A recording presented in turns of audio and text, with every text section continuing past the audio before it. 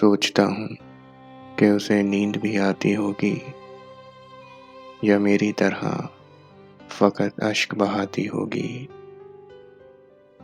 वो मेरी शक्ल मेरा नाम भुलाने वाली अपनी तस्वीर से क्या आँख मिलाती होगी। उस ज़मीन पर भी है सैलाब मेरे अश्कों का, मेरे मातम की सदा अर्श हिलाती होगी। शाम होते ही वो चौखट पे जलाकर शमें अपनी पलकों पे कई ख्वाब सुलाती होगी।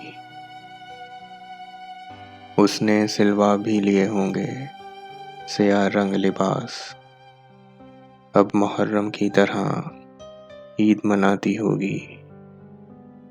होती होगी मेरे बोसे की तलब में पागल, जब भी जुल्फों में कोई फूल सजाती होगी।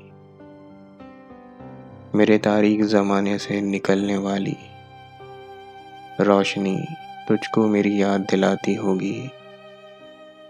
दिल की मासूम रगें खुद ही सुलगती होंगी, जूं ही तस्वीर का कोना वो जलाती होगी।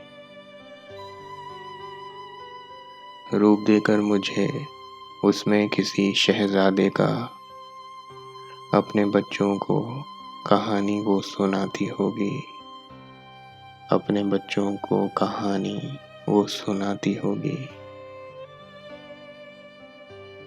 सोचता हूँ कि उसे नींद भी आती होगी या मेरी तरह फ़कत अश्क बहाती होगी।